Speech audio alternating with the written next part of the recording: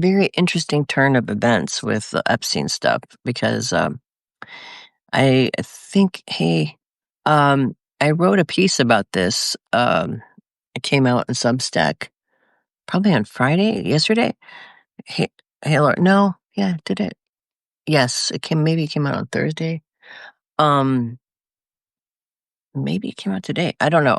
Anyway, it came out in the last few days about, hey, Latonia, hey, Sandra, Ruth Ann, about the Epstein situation and why is this is the cudgel. It seems like it is making some kind of difference in terms of um, what's going on with this whole situation.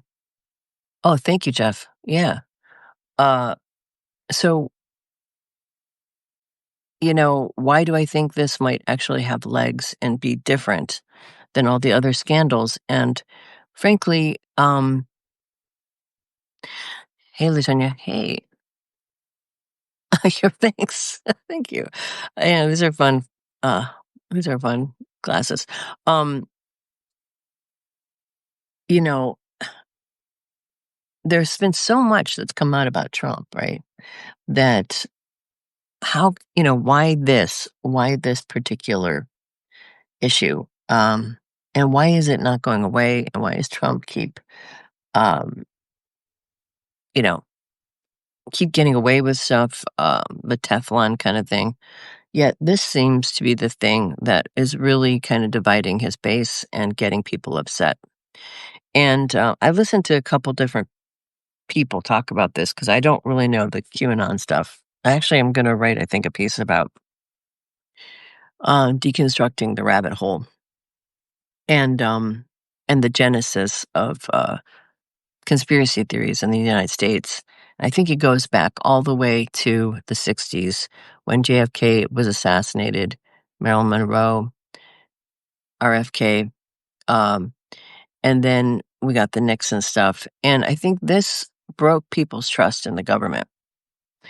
And I remember in the 90s working as a psychic and hearing all kinds of, and even before I worked as a psychic, hearing all kinds of, different conspiracy theories, but they were not on the internet. They were sort of like JFK was killed by the mob, JFK was killed by the CIA, and the stuff with Nixon, when Nixon, was I am not a crook kind of shit. This really broke people's brains and made them feel like our government is corrupt. And then we had Iran-Contra Gate, where, the Reagan administration was selling arms to fund their private war, which has made, you know, Central America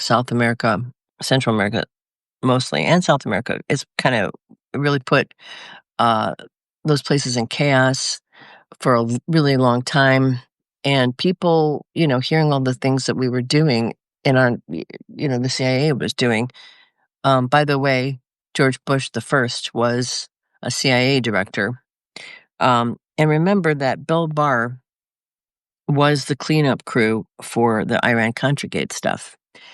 Bill Barr's father was also the person who gave Epstein his first job out of college, which he dropped out of. And Bill Barr's father also wrote pornographic erotica sci-fi about being on different planets with teenage girls and having his pick of them.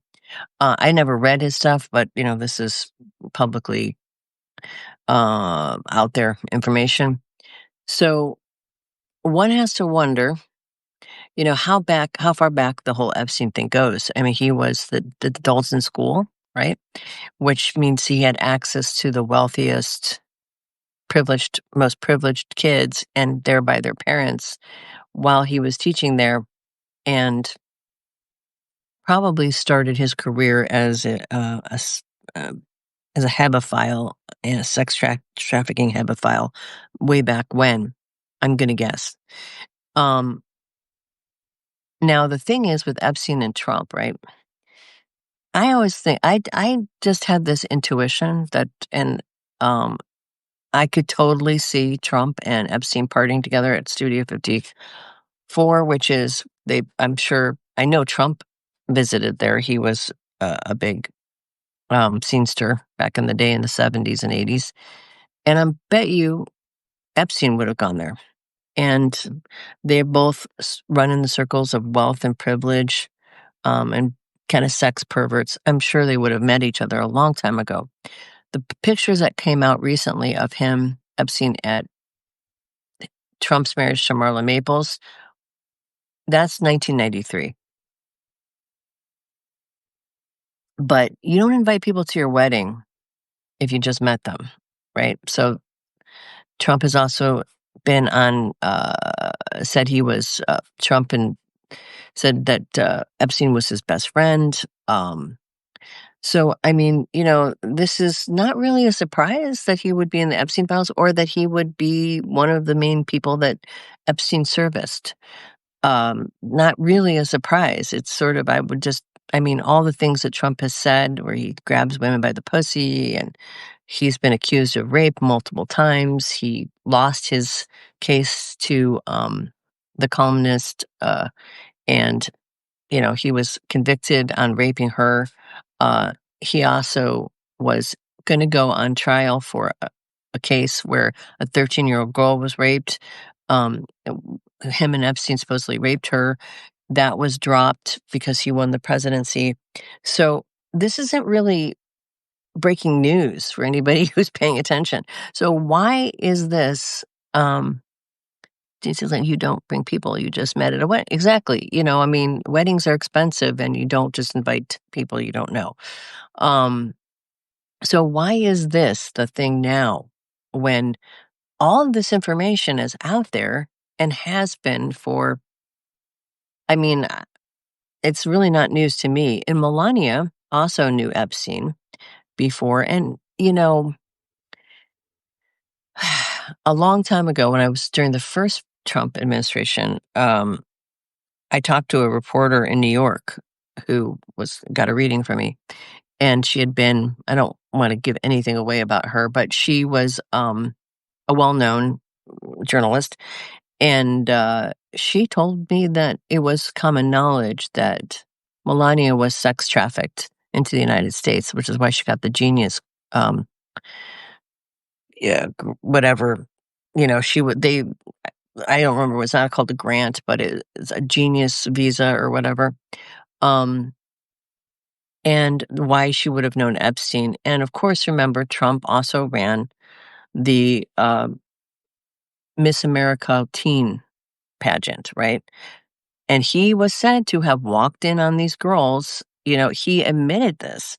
So it seems like, duh, he knew. I mean, I don't know what else to say. Like, duh. To me, I really couldn't fathom it. But so I did some research. Why is this such a surprise for people on the right? But I guess the QAnon conspiracy theory stuff. Okay, so it's important to note that conspiracy theories do come from people's. So everybody, like, remember at the turn of like this last century, like as the internet was getting going, there was all this stuff on the internet about this cabal of wealthy people. They called it the Illuminati, and these kind of pedophile wealthy people, right? So I know there is some truth to this, right? But pedophilia and hebephilia and all those different perversions, they unfortunately run across the gamut of wealth and power. But whether you're rich or poor, kids get molested by whether they're rich or whether they're poor. It's their kids are unfortunately, um, trafficked no matter, and they have been. I mean, I have friends who growing up, including myself, I was almost molested. I knew the guy was creepy and I left, but there were tons of this was just a common thing. The 70s was rife with a lot of people my generation were molested. It didn't have to be somebody wealthy. However, I'm going to say this. When I was working as a psychic back in the early 90s, I met a couple different people who were agents, very producers in the industry. And one of the cases, which was really disturbing, was this woman who she'd been a talent agent, and her husband was a big producer, and she was a big talent agent.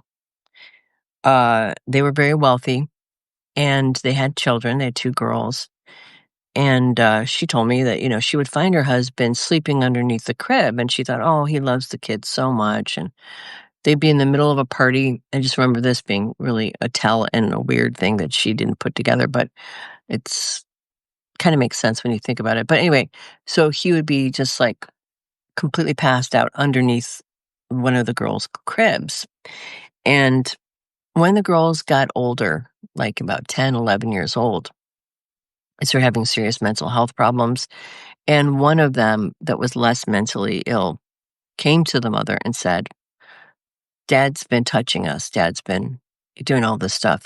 And the thing is, she told me leading up to this, they had had all of these maids and people quitting because they would say to her, you know, they didn't say it directly, but they would say, "Well, I don't like this. Your husband is in the bedroom with the girls." And she thought, well, yeah, they watch TV in the bedroom, they relax, they hang out.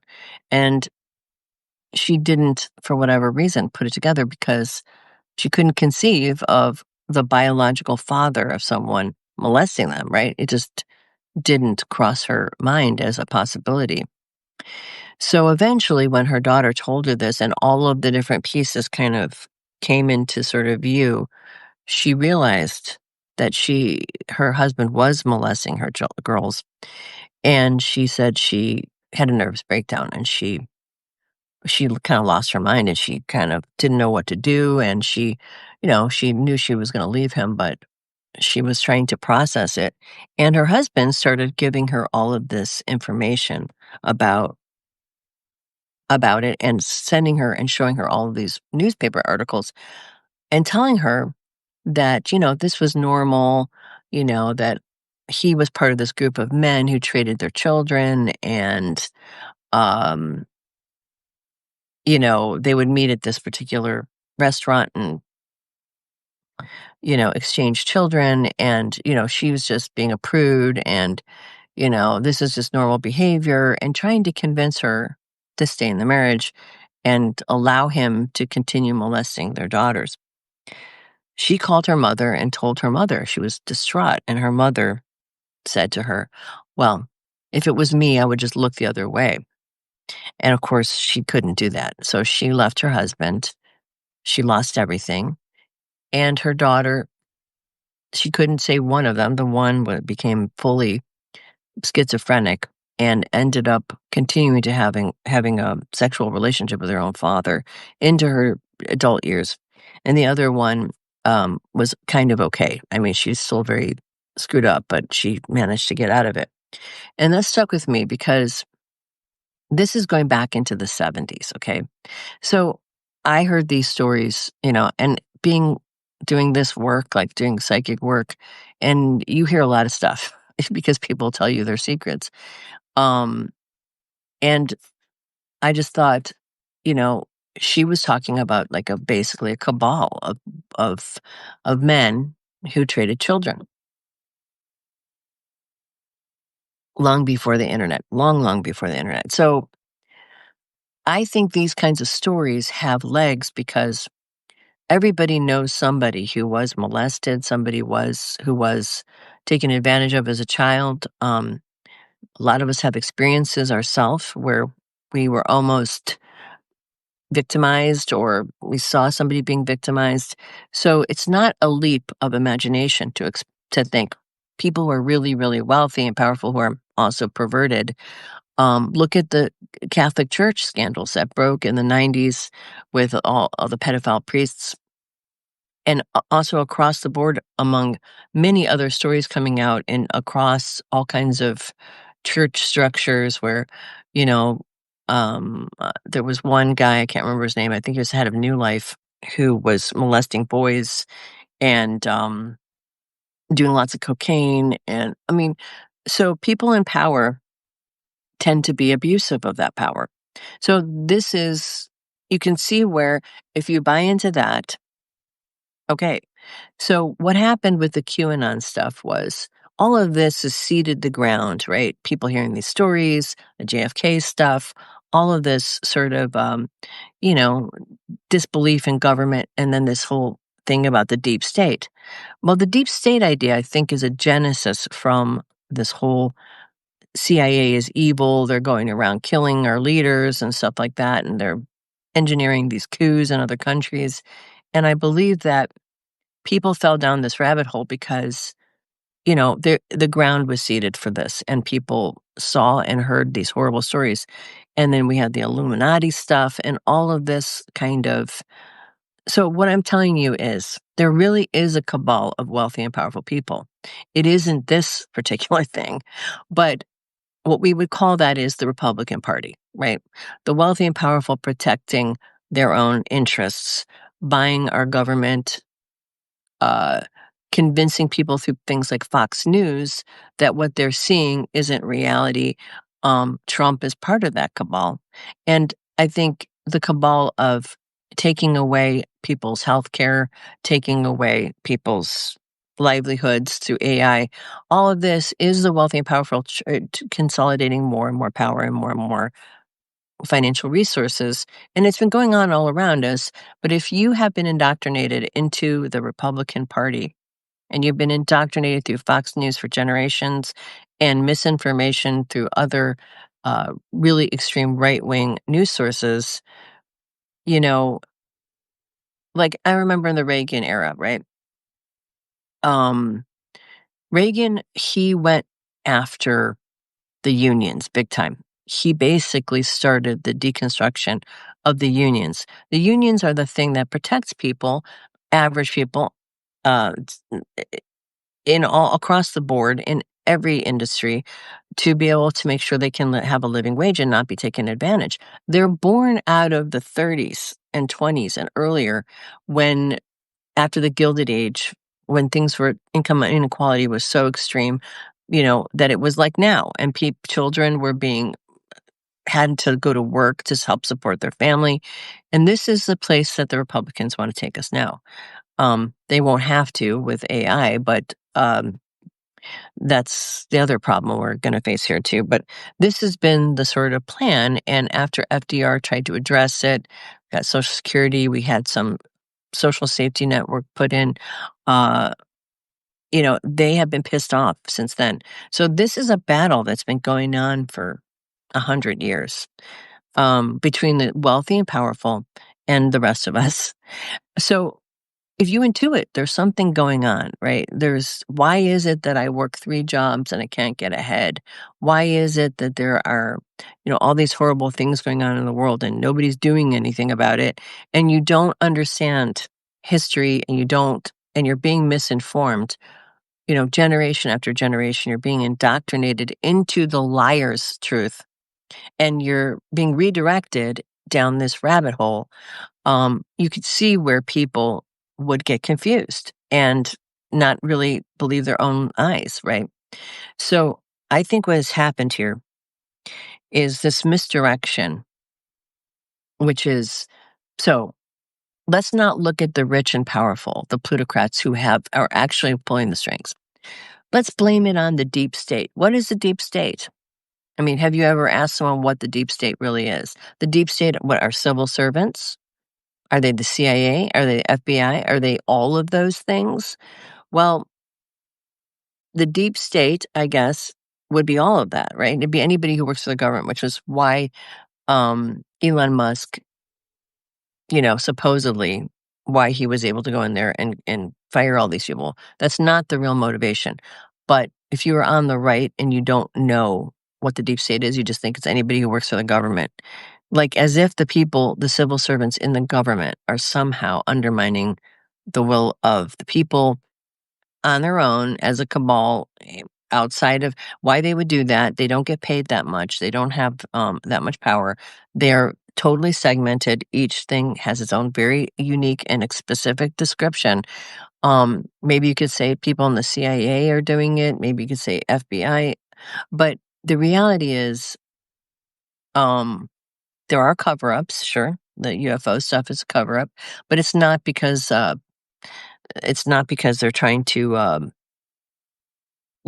I don't think that the CIA and whoever knows information about what's going on with UFOs, that's another piece of this conspiracy stuff, is that I remember way back when, we had Area 51 in the 90s and all of this stuff about Roswell and all of these different lies that the government has been telling people have been used against and used by this powerful elite group of people who are plutocrats.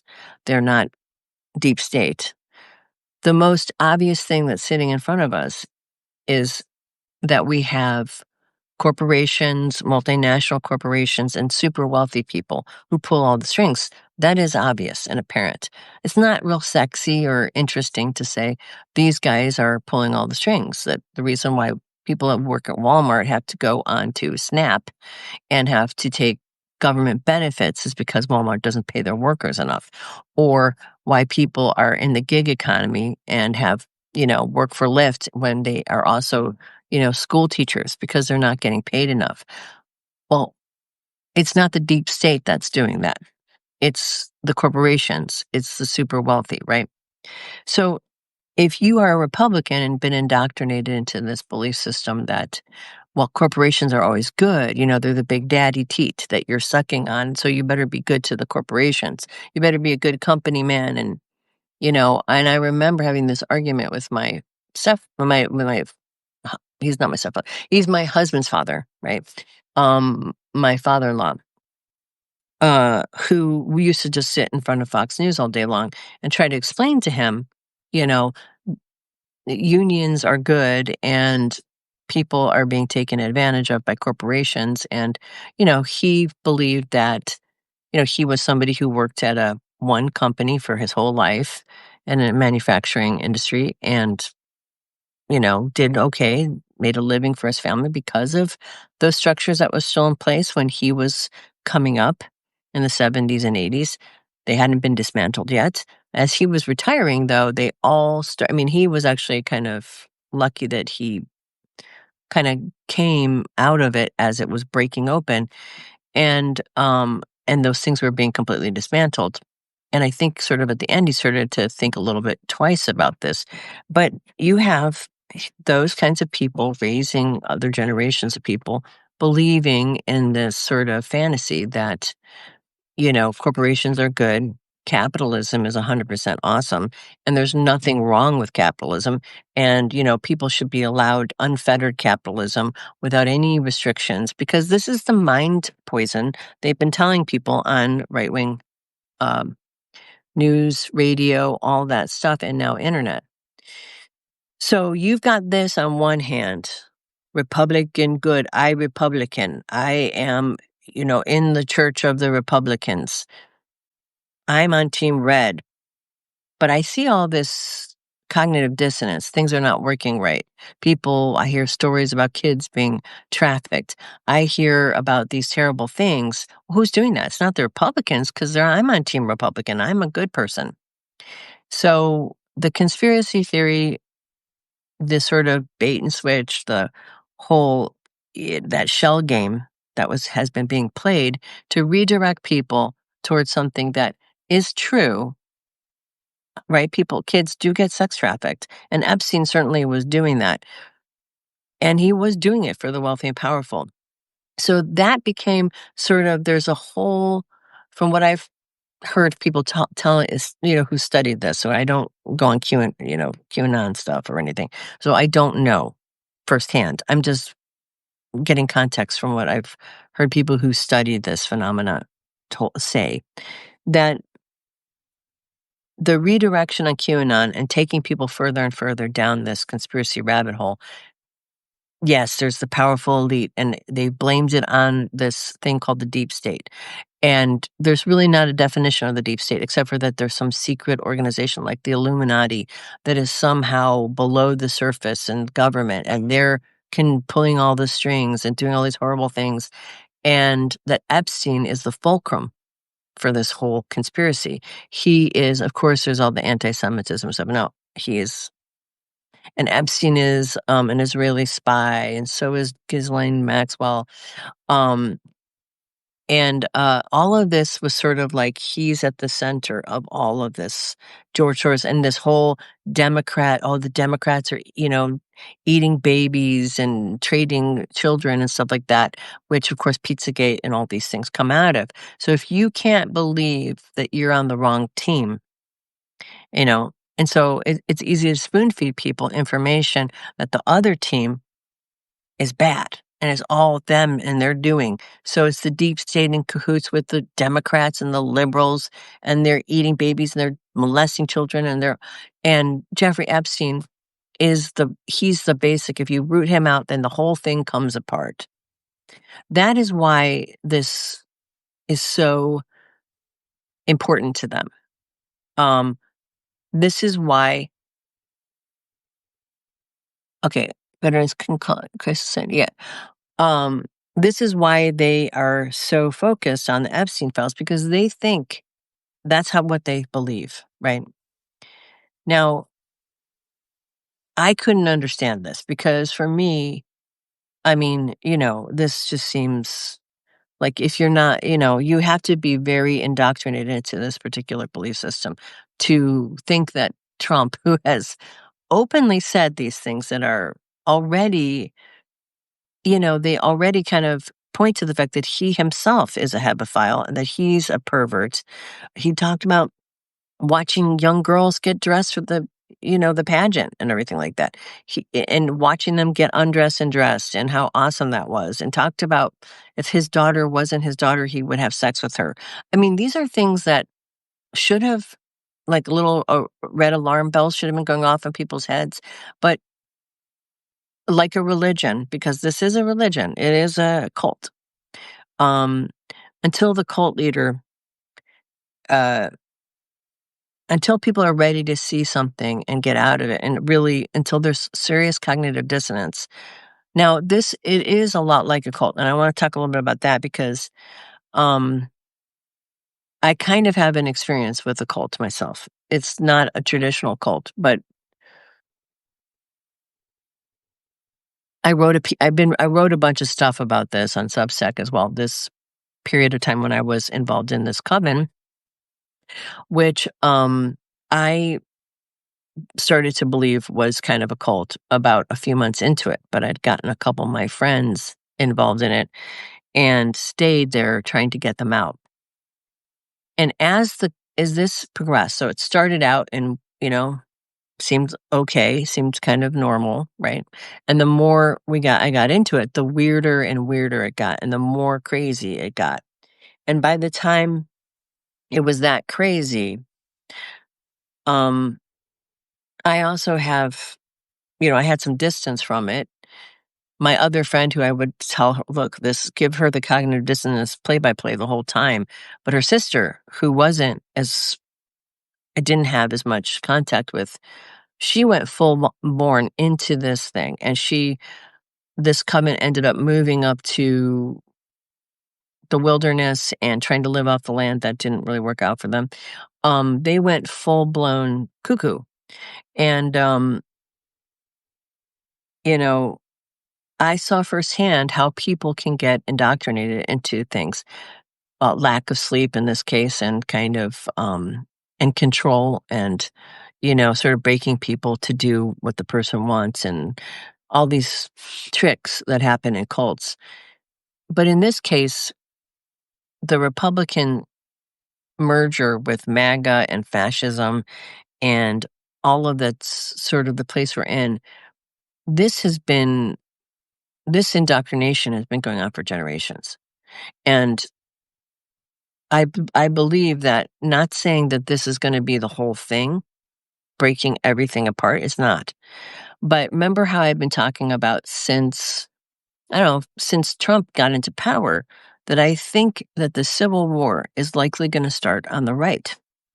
And couldn't figure it out. Thought maybe breaking, okay, Medicare, Medicaid, taking away people's Social Security, all those things, sure, that might help right now. Like when people realize that their local hospital is gonna close down because they don't have, the money anymore because Trump has stolen it for him and his wealthy buddies. Um, when that cherry on top happens, this will have already been in play. So you have the first crack in the armor here of this lie. It's like the mirror is fallen over and there's a crack in it, and it's starting to kind of spread. And so the thing that people think they've been looking at for the last however many years, they're starting to realize that it's not what they thought. And so I'm not saying this is going to be the thing, because I don't think that, I know that people are now thinking, okay, well, now the Democrats can get into power and they will.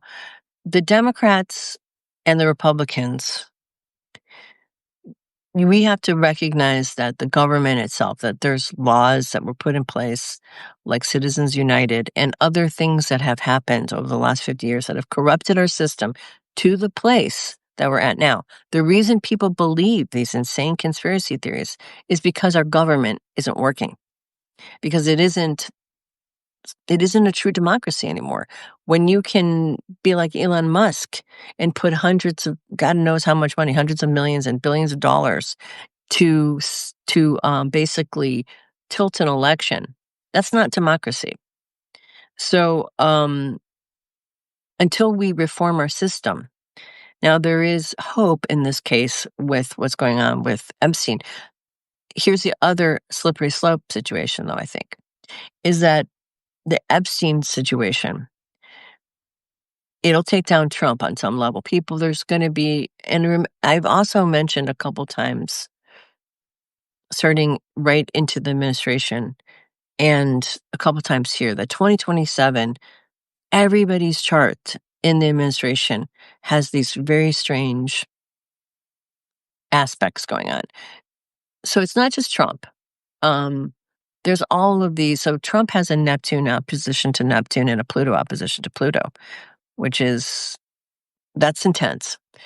But everyone else has all these Uranus things on the angle. And that tells me that in the next couple of years, this is a administration-wide problem. It's not just Trump. And that this is deeper than just him. That he's going to be in trouble, not just him, but the entire administration is in trouble. And here's the problem, right? So there are theories and there are people who are saying, well, maybe this will be a chance to kind of push Trump out and replace him maybe with JD Vance or something like that, that he's outlived his usefulness. And perhaps, the Republicans will find. Now, if that's what people think who think that that's a good way to go. But I think the bigger existential crisis is actually JD Vance. And here's why.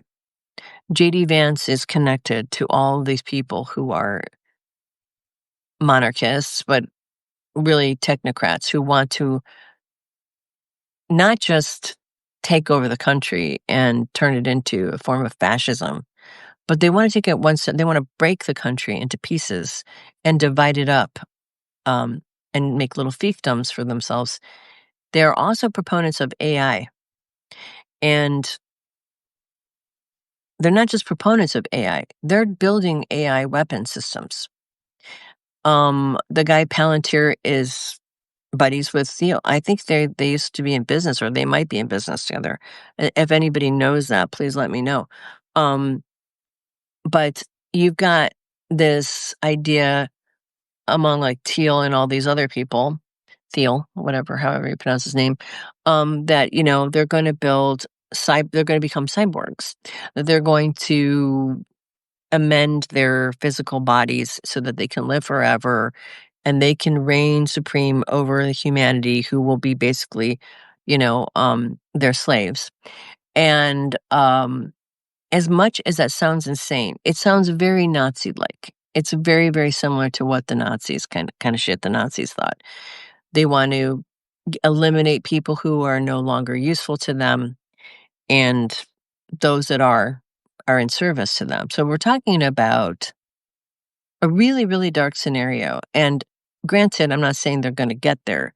I'm just telling you what the mind of these people is. That is what J.D. Vance represents. What Trump represents is the worst of American kind of culture. He represents the greedy, self-centered, narcissistic, gluttonous, foul-mouthed, foul personality, who just is consuming all the time and has no compunction about hurting or destroying other people's lives to serve himself. But he isn't directly trying to necessarily destroy everybody's life. That's a side effect. If you get in his way or hurt his feelings, he will destroy you. But live and let live. He just wants to take as much as he can. And if you happen to be a victim, well, that wasn't personal. That is bad, but it is not as dark as a group of men, who basically want to remake the world into some kind of hellscape, um, where everybody is like the Matrix, okay? And I rewatched the Matrix last night, and it's basically the Matrix that they want to be, but they want to control the robot. They want to put everybody under in some kind of false. And this is literally, if you read Curtis Yarvin's, who is the sort of, how if you ever watched The Handmaid's Tale, there's the guy who's the architect of everything, who's played by can't remember the actor's name, but with a beard, he's kind of funny. But he plays this sort of he's the one who kind of laid out how the whole system was going to work and how the country was going to be made. He was sort of the architect um, of their worlds of Gilead. Well, that's kind of Curtis Yarvin. That is kind of his ideas and stuff that he wrote were taken and reappropriated by Peter Thiel and that group of people. And I'm not saying that we have all the information or that they'll be successful, but what I'm saying is this is a different agenda than the theocrats, and a different agenda than the plutocrats. So what you have is, or oligarchs or kleptocrats, whatever you want to call them, the kind of all in the same pool. So you have one group of people who are all about just money, money, money, more, more, more, like Trump. You have one group of people that want a theocratical kind of theocracy, and they want to rule. They want a kind of Christian version of, Iran, which is under a theocratic rule. So they want a Christian version of that. They want to basically tell you what you can do with your body, who you can have sex with, how you live your life. They want to impose their rules on you. So you have that, you have the plutocrats, and then you have this very dark, weird other piece. And that piece, which is the darkest, is the next in line. So we can't allow that to happen. And if that were to happen and make it seem like everything is working normally, that is going to be worse, I think, than even Trump. Because Trump will eventually blow himself up like he is doing now. And people will, as we are seeing, start to wake up to what this is all about, that he's a liar. You can lie and lie and lie and lie, right? But at some point, like, what was it Nixon said? You can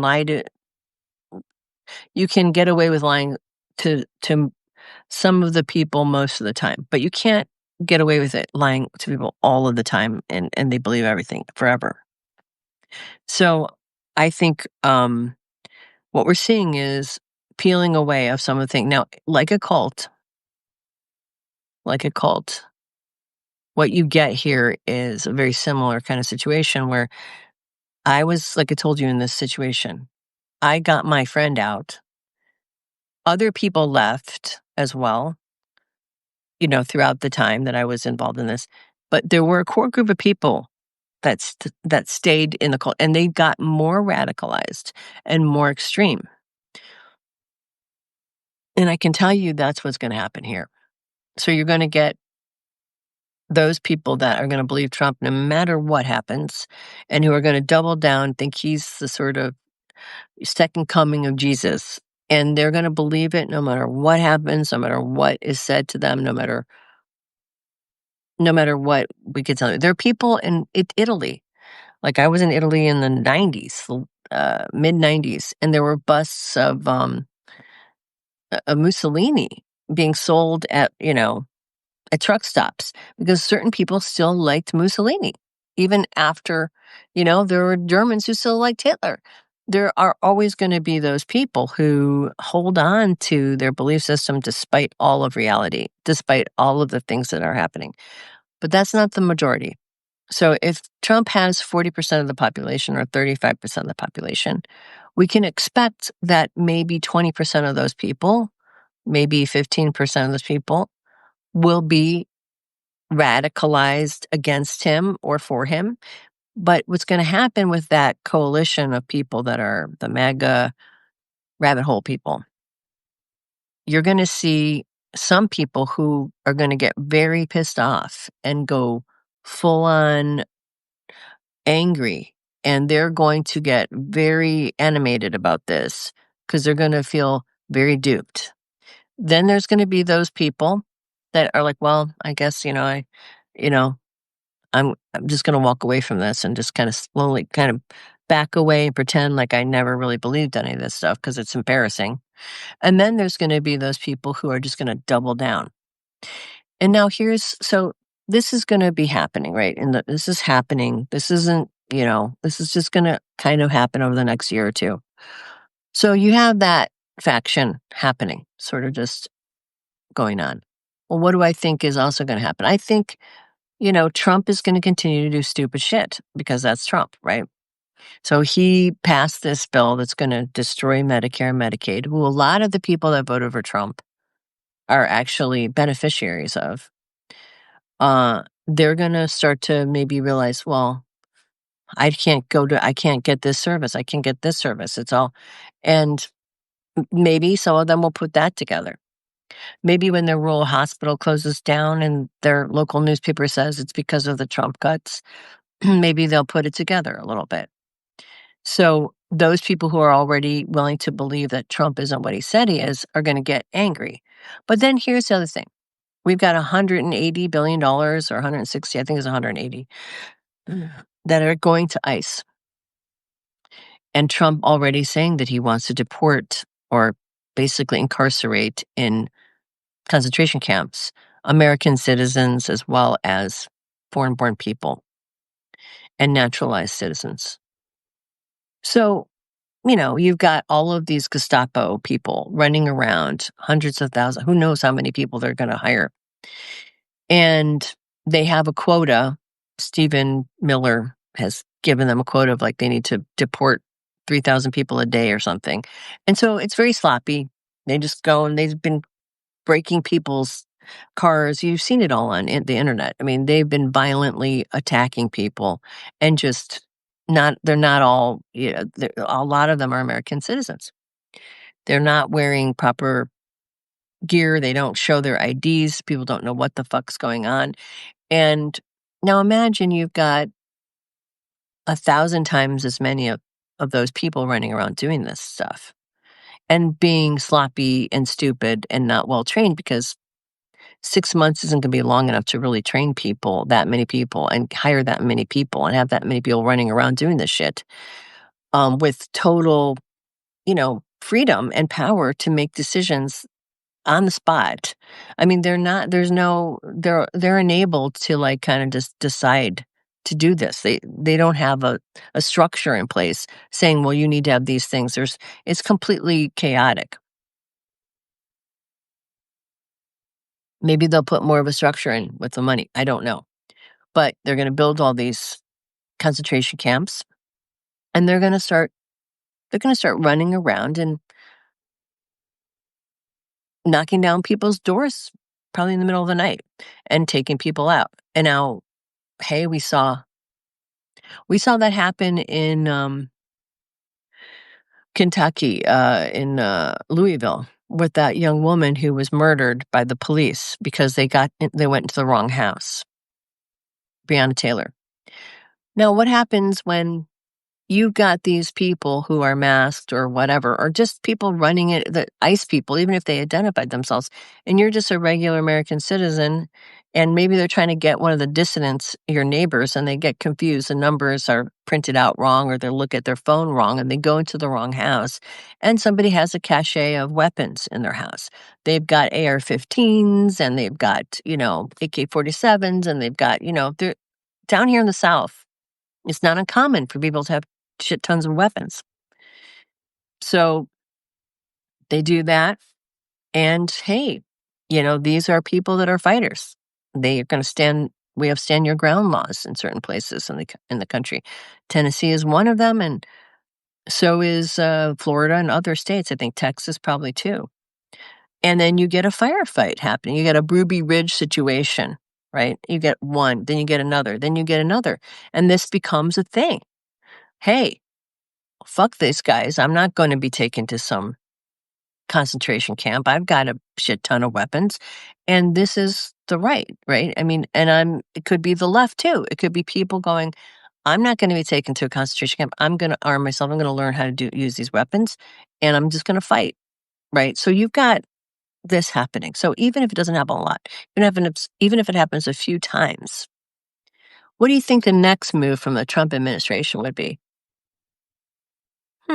We need to pass a law to get rid of everybody's guns. We need to take people's guns away from them because we can't do our job and get rid of all the illegal aliens, right? I'm not saying they really are illegal aliens, but that's what they call them. Okay. So you can imagine if they did that, if Trump were to use that opportunity to recall the Second Amendment, all those people in Idaho who have been training for the last 30 or 40 years for the end times, for the apocalypse, for the Antichrist, for the Civil War that has yet to come, where they thought it was going to be about they're going to kill libs and Democrats because they're going to take their guns away. What happens when it's Trump? Do you think they're going to just give their guns over? Do you think they're going to go along with that? That's like the Jeffrey Epstein of Civil War, right? You're not going to take my guns away. That is, if somebody even if he mentions that, that will be, I think, the fuse that could light them into action and get those right-wing extremists in all of their training, in all of their preparation, where you could see them going to war with the U.S. government. I think this could be. So what do I think the Jeffrey Epstein thing is? I think the Jeffrey Epstein is the first little chink that will be the kind of, in their parlance, the red pill, right? Where they get into reality about what this really is. Not all of them. But I do think it will be the right that starts this civil war. And I think because they're the ones who are violent and they're the most aggressive, and they've been preparing for this for generations. I think there's very likely to be people on the left who become radicalized too, and who feel like there is nothing left to lose. So I don't think this is all going to go down in a normal way. I don't think that our normal levers of government are going to work. Because as you think about the normal levers of government, well, what about suing? What about going to the courts? Well, the fucking Supreme Court is completely a kangaroo court. It's completely corrupted. What about the Democrats? What about the Democrats? Why are we here? Nancy Pelosi said famously about George Bush when he broke the Geneva Convention and decided to torture people. Yeah, we're not going to hold him accountable. She said about Trump, he wasn't worth it the first couple of years. She wasn't going to go ahead and impeach him for all the crimes, which if she had done that, she had gone forward with that, we wouldn't be here now. And she's just one of the many neoliberals, Democrats. She's just she's not alone in this. There are Democrats who are good, and there are Democrats who've been fighting. There are people in politics who are really trying to do some kind of change, but you got to realize that the Democrats themselves have been benefiting from Citizens United and benefiting from this corruption. And there have been just as many Democrats who have been put in jail for corruption as there are Republicans. And when people stop this whole red blue thing, this whole team sport kind of way of looking at politics, and realize that this is our country and it does not matter which side somebody claims to be on, it what are our values? Our values are we want freedom and we want to support people. We want people to live happy, healthy lives where they can do whatever they want, and we are all helping one another, and we live and let people live their lives in freedom. And that's our real value as Americans, not this team sport bullshit that's been going on. And I think that has also been a divide and conquer move.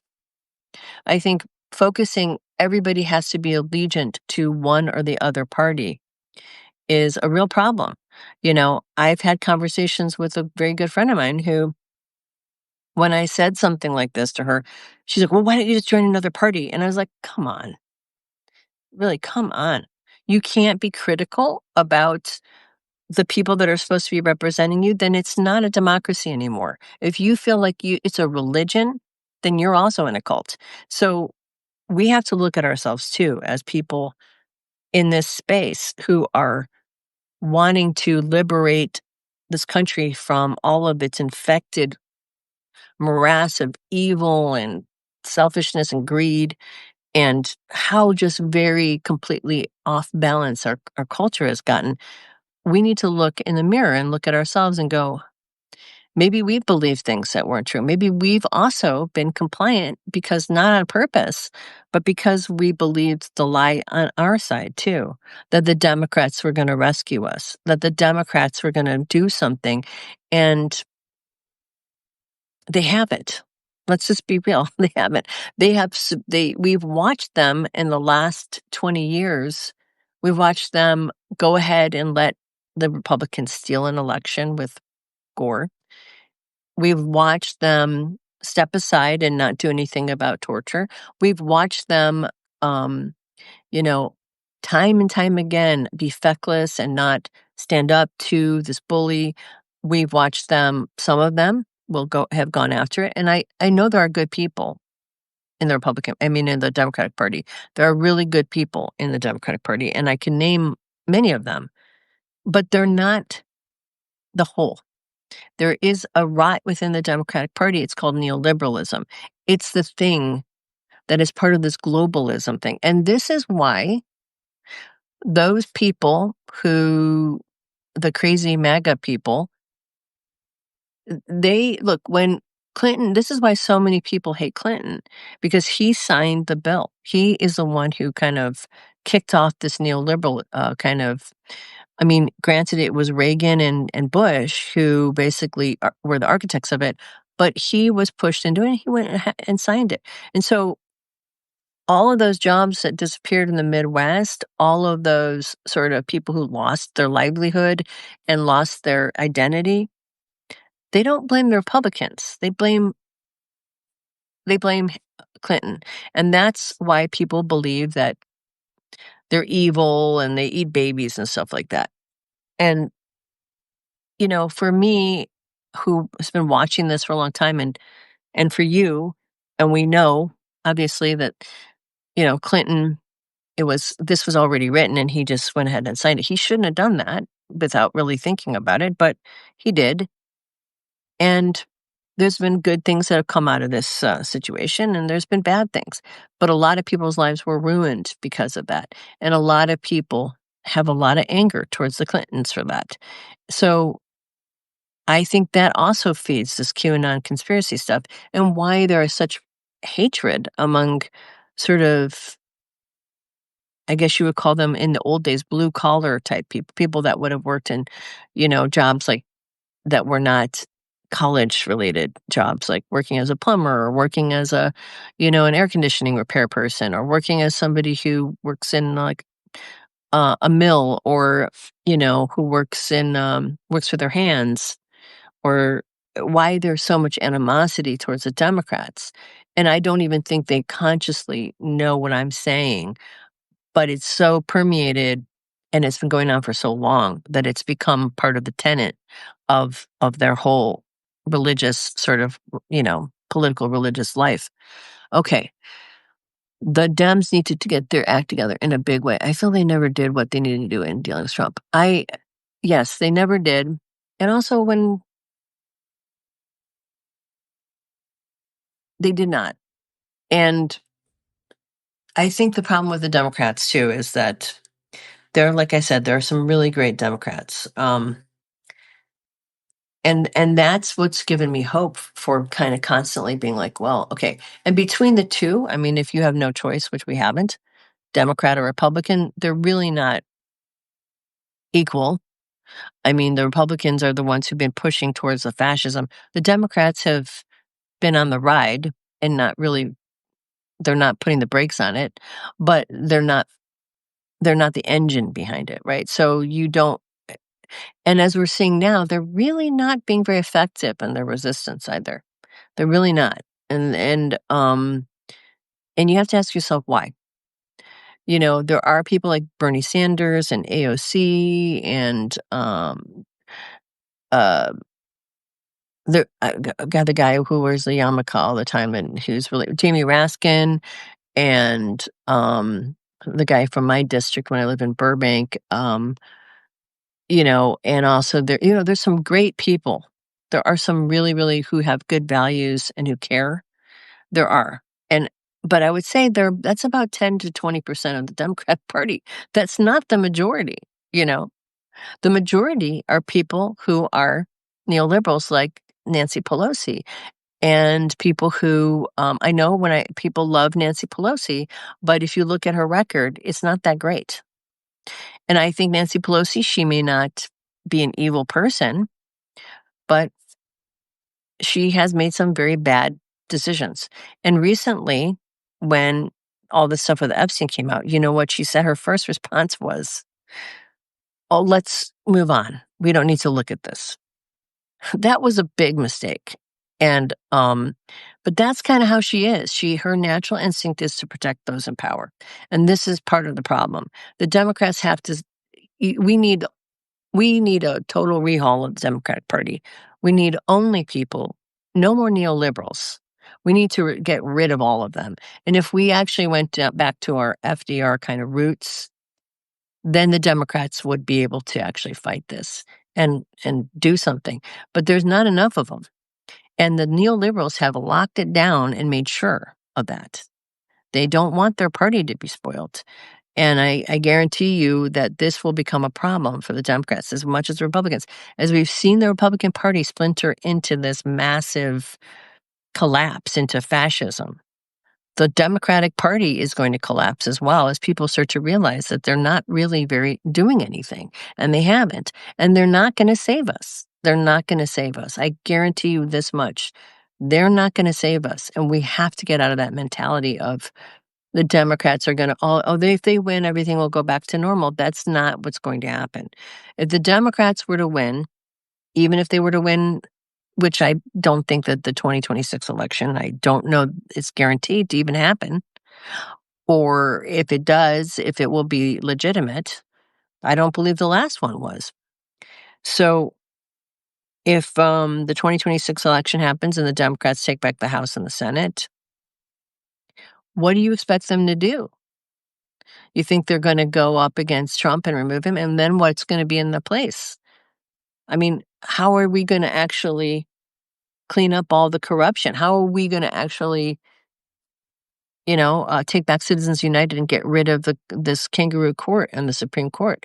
We were talking about a massive overhaul of the government and a massive overhaul of we're talking about having to really have look at the Constitution and fix it, because this isn't going to be solved in one move. This is so much deeper than this, and it goes back for so long that it's not going to be that simple. And if that does happen, if we get into this place where the Republicans decide, let's just kind of push Trump out and you know, use JD Vance as our puppet. We'll just use him. Um, for the globalists and the technocrats and whatever, then we're in deep shit because people will go back to sleep and think it's all over, and we will really fall permanently into being a fascist state, and it will just get worse and worse from there. That's what I think. I also think that I think if we go to sleep because we think a Democratic Congress or something like that is going to solve everything, we're also in deep shit because we have to remember that this isn't happening in a vacuum. And I really want people to get this, that it's not just Trump, okay? It's not just Trump. And all of this he's just the obvious, he's the tumor that shows us there's a cancer on the outside. He's the tumor sitting on your face telling you that you've got cancer going all through your body and it needs to be treated. This is not a simple fix. And Trump is making it harder and harder to do that, to fix it in one swoop. Which it wasn't going to be easy to begin with. So this is an institutional problem, and it's a problem that's deeper than this that needs to be addressed. And we need to wake up as Americans, as people, that there's so many things that play a role in this. I mean, look at the Russians have exploited this. They saw this, they've pumped money into our system, and they have escalated this self-destruction. And how is that happening? Why are there people like Tulsi Gabbard and Trump who are thought to be Russian assets sitting in those places of power in our nation? That could never have happened 20 years ago, 30 years ago, 40. That could not have that could not have happened in the 20th century. There's not a chance in hell, a snowball's chance in hell that anybody would have allowed that to happen if they had any remote connection to a foreign power. It would have been rooted out and pushed out. But it's because our system has been so corrupted with all these bullshit bills and laws that have been put into place to game everything for the wealthy, that these little entry points to destroy the United States and our democracy, because democracy doesn't work great for capitalism. They're not really copacetic. Unfettered capitalism is a huge problem. Capitalism, when it has checks and balances, can work, but when it is to this degree where they don't want any kind of regulations, and you have libertarians who don't understand, I don't think they really get what they're advocating for. I think when you talk to a libertarian and you explain to them reality, they don't want to believe you, first of all, because most of them have issues, psychological issues that make them libertarians. But they really, you go, so who's going to pay for the road to get to your job? Are you going to pay a toll every time you go down a road? How are you going to get, these are often men that are unmarried who, are pot smokers who don't really want to, give any of their $5 to taxes to pay for anybody else's school system and all this. And they think, well, the free market will take care of everything. The free market will make everything. This is the free market. This is the free market getting more and more out of control, right? This is the wealthy and privileged class taking more and more and greater advantage. Do you really think if there are no checks and balances on corporations that they aren't going to go into trying to have slave labor? Look at what they're trying to develop right now. They're trying to develop AI to replace everyone's jobs, to take away everybody's livelihood. They don't care about you. They're a greedy corporation. They're a mindless eating machine. They're Pac-Men. They just want more and more so they can, their boards will be happy and they can show their stocks rising and they can make more and more money, and they don't care about anything but that. That's their modus operandi. It's pretty simple. So now we have AI knocking at the door, and I talked about this back in probably 2018 or something on YouTube, that when Uranus went into Taurus, we were going to have a major change in our work situation. The last hurrah of Uranus being in Taurus it's going to retrograde again into the fall. And since Uranus has gone into Taurus, we've had the advent of AI. And AI is poised in the next couple of years to basically put a lot of people out of work, basically. And at some point, when you can merge AI technology with, something like an Amazon warehouse, and you can build robots that can do the job of people, you can have self-driving cars, and you can have, I don't know, sugar plants or whatever, refineries that are all completely AI driven and robots. You might have one person overseeing it or something for a while, but we're talking about a massive change in how everything is done, and capitalism is going to fall apart, because how are we going to make money? How are we going to feed our families? How are we going to have any sense of identity if people don't have a purpose anymore? They don't have a job. For us as Americans, as a Virgo nation, our identity is wrapped up in our work. We're not like Europeans, but in Europe, it's going to be the same problem. It's going to be a worldwide phenomenon. So how are we going to deal with that? Nobody is thinking about that. Nobody is planning for that. Nobody has a contingency plan for it. And that in itself is insanely disruptive. Can you imagine if everybody just lost their job in the next few years? That would be that would be worse than the Great Depression, right? What are we going to do? And we don't have anybody talking about, sharing the wealth, or, and AI is built on all of the things that me and you have put up on the internet, the intellectual property of humanity, to be exploited and used by the very few people who develop these machines to be able to replace us. I mean, we're talking about some seriously crazy shit coming down the pike, and all of it is extremely disruptive. And what pieces fall where? I don't know. I just know all of this is building to this very, very traumatic and crazy period. And next year, when and also I looked at Jeffrey Epstein's chart and stuff, and Trump, and he is going to continue to play Trump. But next year, I think in 2026, I'm going to look at it right now. I think the summer of 2026, everything's going to start to retrograde back into Pisces. And Neptune is going to go back into Pisces, not Saturn, but Neptune will. And Uranus is going to retrograde back into Taurus in the next, couple months, in the fall and into the winter. So the spring is when everything goes back into play. So by December, Neptune and Saturn actually are in Pisces. Saturn does go backwards too. And this might be the plaguey thing coming, where that could be also bird flu. But and Uranus is in Taurus, and all of this stays back into the old pattern where people are confused and don't know what to do, and they, things kind of go back into a kind of lulling period where everybody is doesn't really know what's up, until we get into the spring of 2026, when Uranus goes back into Gemini, and then Mars joins it by July of 2026.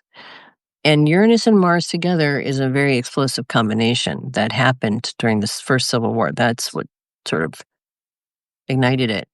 So people might go back to sleep. People might sort of be confused about how to take all this in. We might have this sort of waiting period where it feels like what's the next shoe that's going to drop? Well, maybe it's going to be okay. Maybe everything will work out.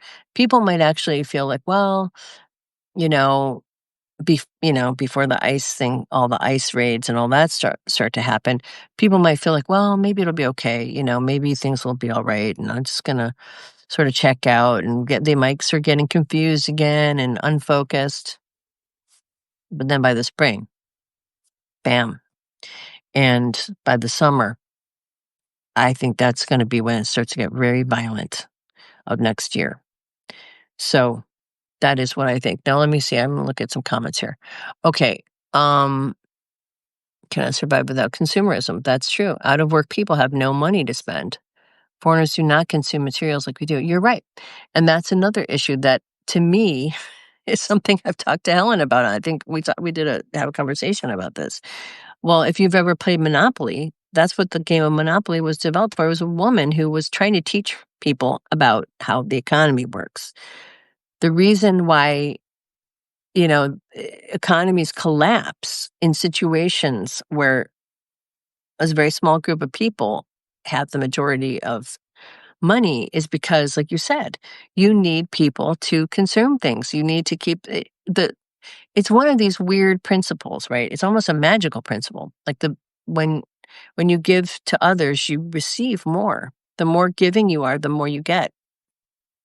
And when it comes to the economy, if people, um, who's going to buy Elon Musk's cars? I mean, I was saying this to Helen, like when we were talking I don't remember one of our conversations. It's like, you know, the ironic thing about this, the people that are developing this out of their greed and sense of power, what are they going to accomplish from this? Because they're going to collapse the economy. No one's going to be buying their products.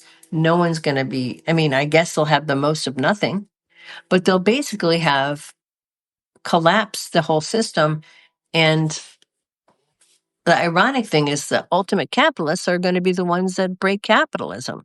That's going to happen. I mean, um, if nobody has a job and people are starving and you're making stuff, and I mean, uh, uh, what do you think people are going to do? Just go on the internet and pay out of with no money to use your AI products? I mean, I don't know what the end game here is not being thought through, and this is the problem with the ideology of people who are in the tech space.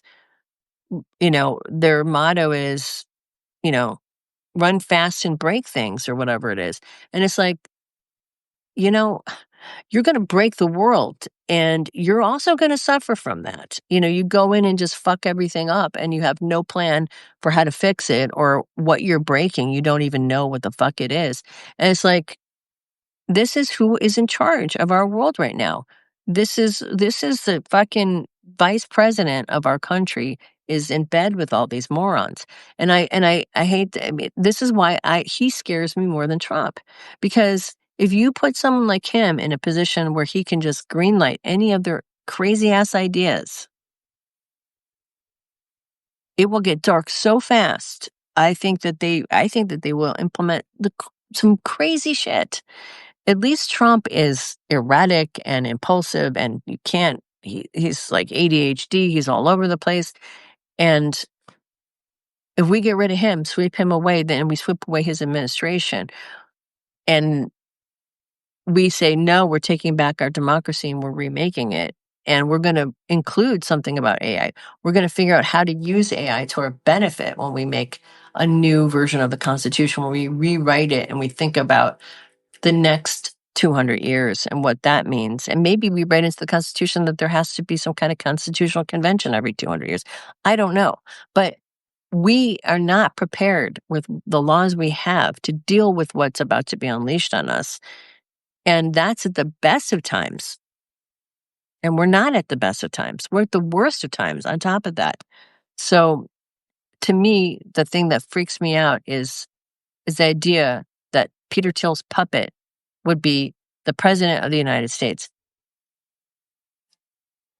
I I was gonna say something, but he reminds me of Damien, the JD Vance. He reminds me of that.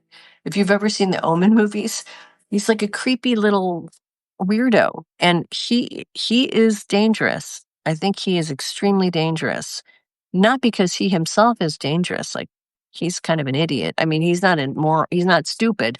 He's just a he just whoever puts their hand up his bum and has control, and he doesn't have any problem letting powerful people use him, and for whatever agenda. He doesn't seem to have a mind of his own, which is scary.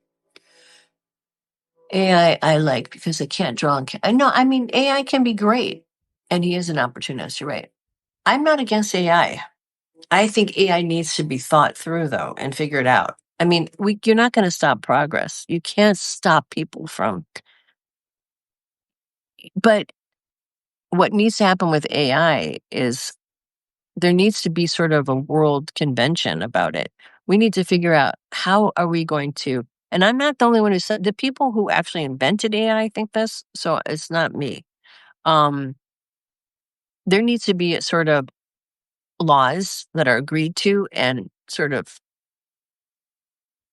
because there was supposedly a story, and I'm just gonna, there was supposedly in 2017, there was a manufacturer in Japan that was manufacturing robots that were AI driven that were put at the border. I guess they're already there, but on the border of North Korea and South Korea, they have AI autonomous robots that will shoot people if they come, and they're just basically given the programming. You come in a certain distance, and you're shot at. Okay, so um, but I guess it was a manufacturer probably who was manufacturing for something like that who was installing AI into these robots, and supposedly, and I don't know if it's true, but Linda Moulton Howe reported this um, on her channel multiple times, and and supposedly, according to her sources, who she said she used journalists as source, she looked at their credentials, and she believed this person, although there was no actual proof. But supposedly, the AI robots went crazy, and 29 people were killed in the factory. There were scientists who were working on this. The problem with AI is once you put in a program where it's autonomous and can think for itself, and you have no override over it, it's a thinking machine that has a lot of debate about whether it's fully conscious or not, or what that means. You give it weapons, or you give it control over things that could hurt other people. And there was also another story she told about some hacker who went into, and I think this one is documented. There was some kind of a machine that was like made to, had AI programming, but it was made to like screw different things together. It was like some kind of a probably manufacturing robot. And somebody hacked into it and got this robot to try to kill someone. This is the kind of stuff that sounds like science fiction, but we're on the precipice of this right now. So I'm not saying that AI is bad or good. It's just like the internet, it's both. So we have to figure out, well, what could AI do, and how do we come up with a set of rules to help to mitigate some of the worst potentials of this thing? There are a lot of people, the guy who invented AI is freaked out about what AI is potentially capable of doing. So we need to think about that and listen to those guys. An issue with this as well. It is true, human intellect can decline. If AI is not just used as a tool, but rather to take over everything, not just critical thinking, but even artistic expression. Yes, I agree with you.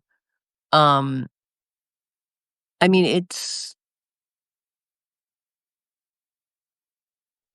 I mean,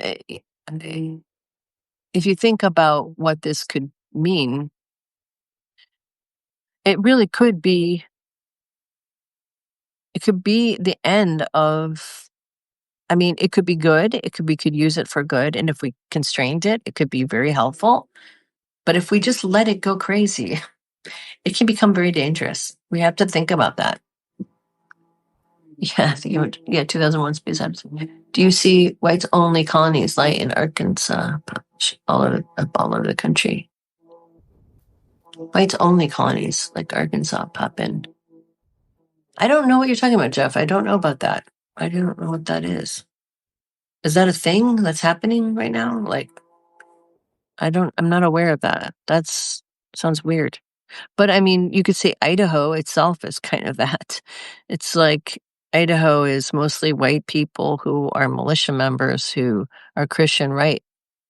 The self-segregation. Yeah.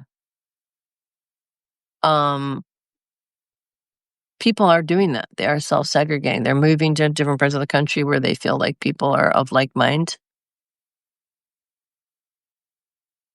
I'm sure that will just continue, because people are scared.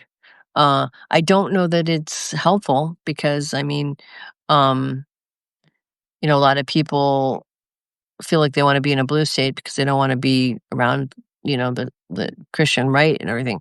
But at the same time, there are rural areas in every state that are really red, and there are blue areas in every state that are blue because they're cities.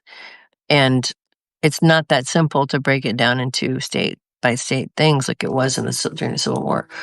The first one, a whites-only group called Return to the Land, derided by critics as a racist and anti-Semitic, is looking to expand its reach from, oh, that's right, it's in northern Arkansas to an area near Springfield, Missouri, a co-founder of the group said recently. Huh. I remember hearing something about that. That I can't speak on. I don't know enough about it. And I know what you're talking about vaguely. I think it's also it's a Christian, it's a Christian-based thing. And I'm sure they are racist. And I mean, they sound like very similar to I mean, and this is another facet of the whole Trump thing, right? Is that he's given people permission to be their worst selves, to be racist and homophobic and anti-Semitic and brown people, anti-Hispanic, to say, racial slurs, to be misogynistic, to say terrible things about people who are disabled, who are, I mean, it's just like the Nazis. I mean, that's exactly what the Nazis did. The Nazis first went after the disabled, and then they came for the homosexuals, and then they came for the Jews. And they did it that way so that people wouldn't really notice and think, oh, well, the first wave was, oh, we're going to help the kids who are disabled. We're going to put them in special schools or whatever. And then they killed them. And they experimented on them to see what kinds of things would kill people the fastest. And then they rounded up the homosexuals because they're kind of people didn't approve of their lifestyle. And this is what's happening with the Mexicans and with people from Central and South America, and also with people on the autism spectrum. They're really, and kids who are gender fluid, or kids who are in transition, or people who are in transition, or people that are transsexual. I mean, they're trying to basically make a second-class citizen type of thing to aim people at, divide and conquer. And if people have hate in their heart and they're bad people, then this is just a great excuse to be hateful. And they love it. They love it. They're going to dig into that like a big, giant steak and just eat that shit right up, because that's who they really are. And that's a whole other element of things going on here. That's a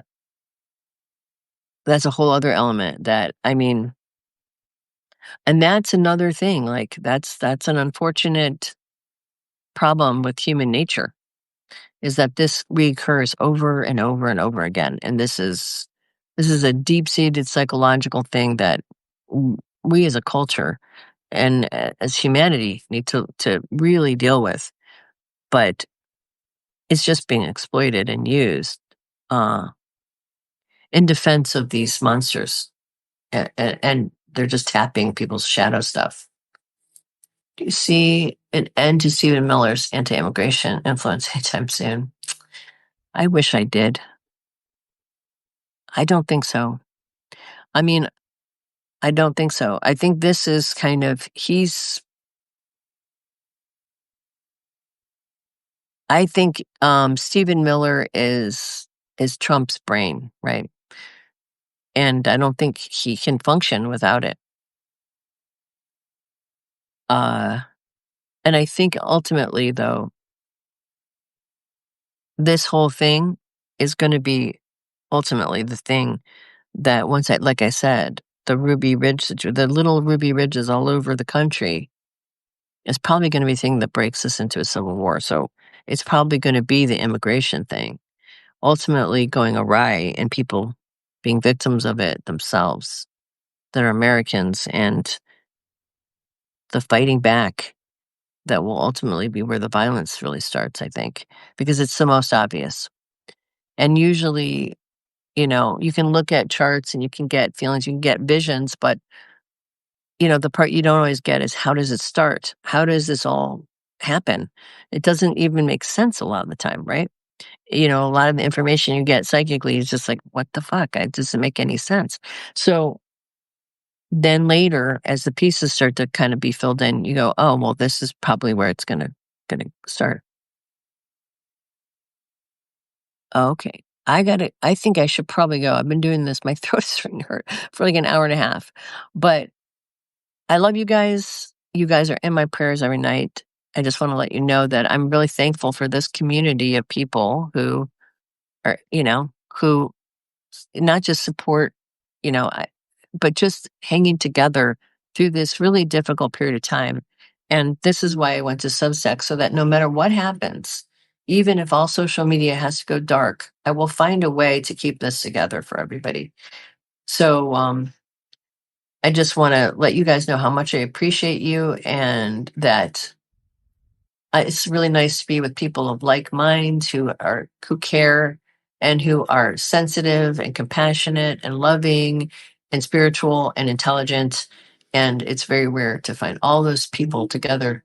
And I love you guys, and I hope you guys um have a great week and a great weekend, and try to just decompress from this, and I'll see you guys next week. All right. Lots of love. Mwah. Love you guys. Have a great weekend. All right. Take care.